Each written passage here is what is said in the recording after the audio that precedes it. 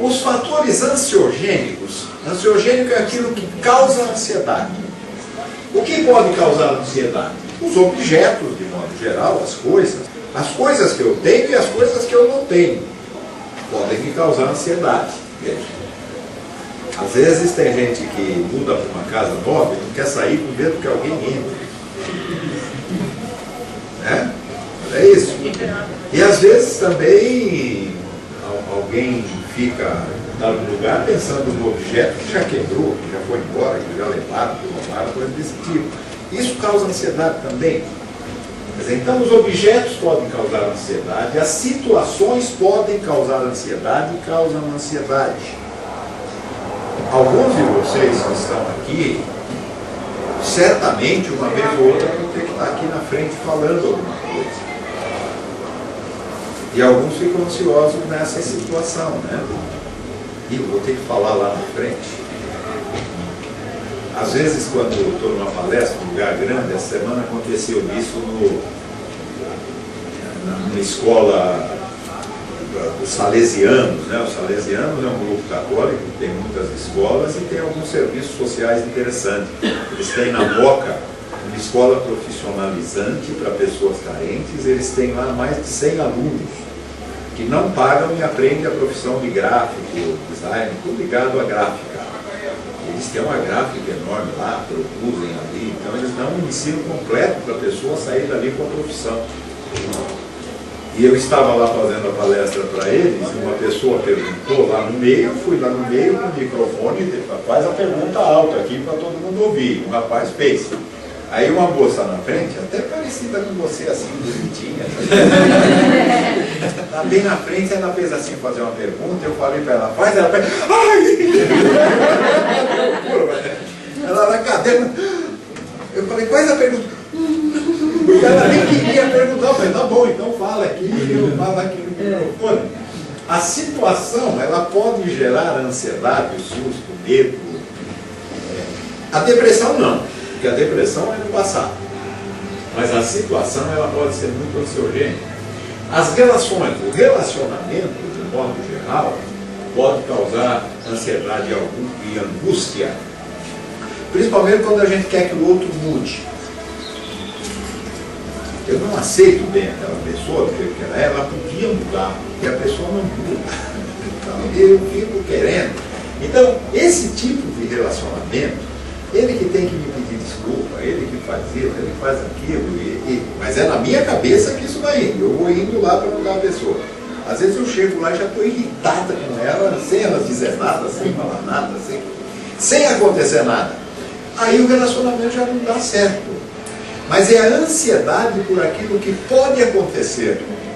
Quando eu mato a ansiedade, eu chego na pessoa, como se não fosse acontecer nada, e chego e cumprimento e dou um sorriso. Oi, tudo bem? Bom dia. Quando eu chego assim, é mais fácil as coisas dar certo. Mas se eu venho preocupado e ela vai ficar falando a minha ouvido, vai queixar do filho, do marido, da sogra, do cachorro, vai me fazer e tal. E eu vou com isso na cabeça, porque a pessoa sempre faz isso. Aí eu chego já para ela, e aí, qual é a queixa hoje? O que você vai falar? Sabe a história do camarada que furou o pneu? Ele tinha passado por um posto de gasolina, uma estrada deserta, né? Não tinha nada, ele vai indo, furou o pneu, e foi pegar um macaco, tá? O estepe estava murcho também. Aí ele foi pegar o macaco para levantar aqui, tirar, levar lá no posto, foi, o macaco não funcionava.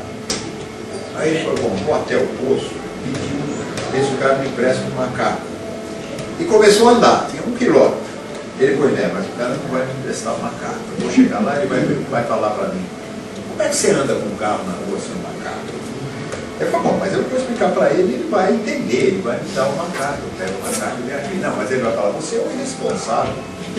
Saiu com o estepe vazio, sem macaco, e cada vez que ele ia chegando mais perto, ele foi pensando nisso. Ele pensou em 20 coisas diferentes que o camarada podia dizer para ele, porque ele estava sem estepe e sem macaco.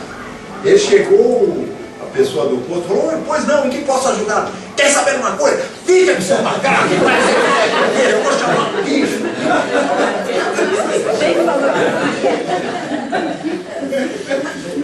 A gente faz isso. Nós fazemos isso na nossa vida. Às vezes não faz desse tamanho, nessa intensidade, mas muitas vezes nós fazemos isso na nossa vida. Eu vou para casa pensando que alguma coisa está em desordem. Se eu chego lá e está tudo em ordem, eu não sou capaz de falar, puxa, que legal, parabéns, está tudo em ordem. Mas se tiver em desordem, eu chego em casa e viro o macho. Eu não falei?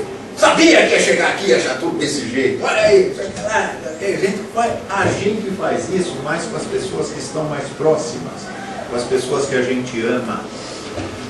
Só que a gente fazendo, a gente aprende a fazer. E aí faz com os outros também. Eu faço aquilo que eu aprendo a fazer, não é? Eu tenho aqui algumas senhoras lá que estão olhando com um sorriso tranquilo, né? Eu sei por que ela está com aquele sorrisinho, porque ela fala assim, isso eu já corrigi na minha vida, não é verdade? A experiência ensina isso. Mas ninguém precisa esperar ficar na idade dela, que deve ter mais de 50 já, para...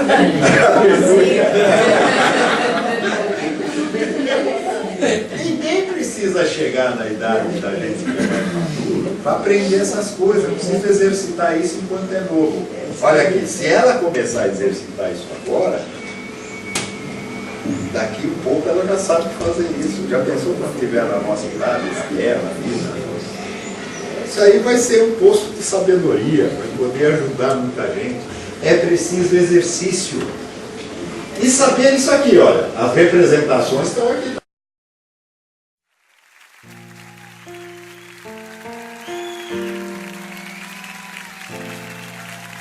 Oh Senhor, abençoe as famílias desta nação, Deus. Oh Senhor. Se você crê, declare.